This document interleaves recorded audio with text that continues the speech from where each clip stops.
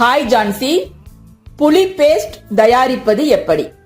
Hi friends, எங்க மசாலா கம்பெனில main products ginger garlic பேஸ்டும் புளி பேஸ்டும் தான். நாங்க மெஷினரிஸ் வச்சு தயாரிப்போம். ஆல்ரெடி ஜிஞ்சர் கார்லிக் பேஸ்ட் எப்படி தயாரிக்கிறது நான் ஃபார்முலா கொடுத்திருக்கேன். இப்ப புளி பேஸ்டோட ஃபார்முலாவும் கொடுக்கறேன். இது ஹோம்மேட் புளி பேஸ்ட், அதாவது நம்ம கம்பெனில மெஷின்ஸ்ல தயாரிக்காம வீட்ல தயாரிக்கக்கூடிய ஒரு எளிமையான மெத்தடு. நம்ம பிரிசர்வ் பண்றத பொறுத்து அத 1 மாசத்துல இருந்து 6 மாசம் வரைக்கும் கெடாம பாதுகாத்துக்கலாம். இனி நம்ம வீடியோக்குள்ள போலாம்.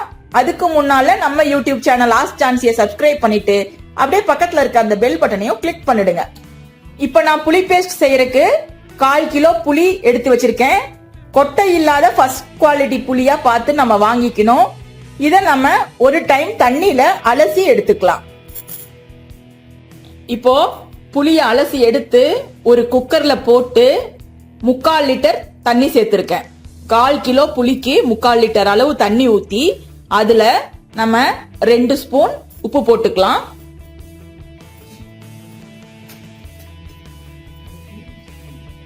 இப்போ நம்ம குக்கரை அடுப்புல வச்சிருக்கோம்.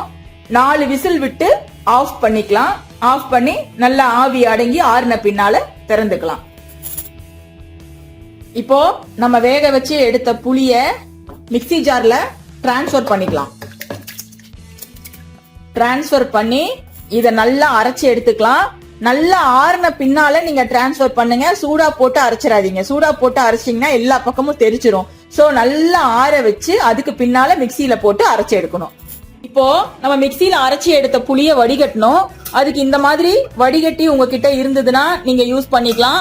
அல்லது பாத்தீங்கன்னா இந்த மாதிரி துணி இருந்தாலும் யூஸ் பண்ணிக்கலாம். இந்த துணி சின்ன சின்ன ஹோல்ஸ் இருக்கும். இதுக்குன்னே நாங்க தனியா வச்சிருப்போம். அந்த மாதிரி கடையில கேட்டீங்கன்னா இந்த மாதிரி சல்லடை மாதிரியான துணி, கொசுவல துணி மாதிரி இருக்கும். அது இருந்தா நீங்க அதுலயும் யூஸ் பண்ணிக்கலாம். நீங்க இதுல போட்டீங்கன்னா நல்ல கையை போட்டு நல்லா இப்படி கொஞ்சம் கொஞ்சமா புழிஞ்சு எடுக்க வேண்டி இருக்கும். இல்லைன்னா வடிகட்டியில போட்டு வடிகட்டிக்கலாம். இப்ப நான் வடிகட்டியில போட்டு வடிகட்டுறேன்.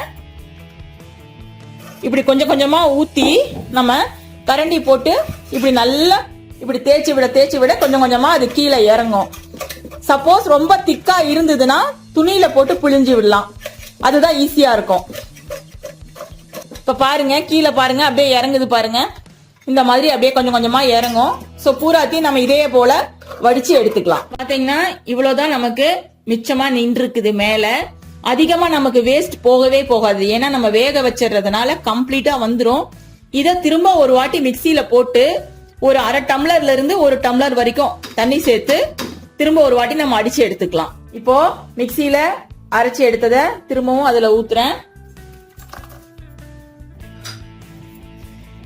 பாத்தீங்கன்னா கம்ப்ளீட்டா எல்லாமே போயிரும். நீங்க எடுத்து பாத்தீங்கன்னாலே தெரியும். வெறும் அந்த நாறு மட்டும் தான் நிக்கும். கொஞ்சம் கூட அந்த ஊன் இருக்காது. சோ துளி கூட வேஸ்டேஜ் ஆகவே ஆகாது. தேவைப்பட்டா நீங்க கைய போட்டு கூட இதை நீங்க பிழிஞ்சு எடுத்து அந்த சக்கையெல்லாம் தூக்கி போட்டுறலாம். கம்ப்ளீட்டா வடிச்சாச்சு. ஆல்ரெடி நம்ம வேக வச்ச அந்த குக்கர்லயே வடிச்சிருக்கோம். அதை தூக்கி நான் அடுப்பு மேல வச்சிருக்கேன். பாத்தீங்கன்னா மொத்தமே இவ்வளவுதான் சக்கை வந்திருக்கு. இந்த சக்கையில பாத்தீங்கன்னா ஒண்ணுமே இருக்காது. அந்த மாதிரி கம்ப்ளீட்டா வந்துடும். எந்த ஒரு இதுமே இருக்காது, ஊன் இருக்கவே இருக்காது. சோ இதை நம்ம தூக்கி போட்டுடலாம், நமக்கு தேவையில்லை. இப்ப பாத்தீங்கன்னா அது திரும்பவும் நம்ம கொதிக்க வைக்கணும். கொதிக்க வைக்க இன்னும் நமக்கு திக்கா ஆகும். உங்களுக்கு எவ்வளவு திக்கு வேணுமோ அவ்வளவு நேரம் கூட நீங்க கொதிக்க வச்சுக்கலாம். இல்ல திக்கா தேவையில்லை, இந்த அளவுக்கு இருந்தா போதுன்னா ஒரு 2-3 நிமிஷம் நல்லா கொதிச்சென்ன, நல்லா ஹீட் ஆனன்னு நீங்க ஆஃப் பண்ணிடலாம். ஒரு 10 மினிட்ஸ் கொதிக்க வச்சீங்கன்னாவே உங்களுக்கு போதுமான கன்சிஸ்டன்சி கிடைச்சுக்கும். இத ஒரு மூடிய போட்டு சும்மா கொஞ்சம் மூடி வச்சுக்கலாம். ஏன்னா இது தெரிக்கும். நம்ம எல்லாத்தையும் கிளீன் பண்ணிட்டு இருக்க வேண்டி இருக்கும். சோ இப்படி மூடி வச்சுக்கோங்க. இப்ப இதை எப்படி பிரிசர்வ் பண்றது அப்படின்னா, இது நல்லா ஆறுன பின்னால கண்ணாடி பாட்டில்ல ஊத்தி ஃப்ரிட்ஜ்ல வச்சீங்கன்னா 1 மாசத்துக்கு கெடாது. ஏன்னா நம்ம உப்பு போட்டிருக்கிறோம், அதனால 1 மாசத்துக்கு கெடாம இருக்கும். கண்ணாடி பாட்டில் பெஸ்ட். பிளாஸ்டிக்கை விட அதுலதான் ரொம்ப நல்லா உங்களுக்கு கெடாம இருக்கும். ஆனா இதுவே நீங்க லாங் டைம் பிரிசர்வ் பண்ணணும் அப்படின்னா அதுக்கு என்ன யூஸ் பண்ணணும் அப்படின்னு பாருங்க. இந்த சோடியம் பென்சோயேட் அப்படின்னு சொல்லி ஒரு பவுடர் இருக்கு. இதுக்கு எஸ்பி பவுடர்னு சொல்லுவாங்க. எசன்ஸ் கடையில போய் எஸ்பி கொடுங்க அப்படின்னு கேட்டாலே தெரியும்.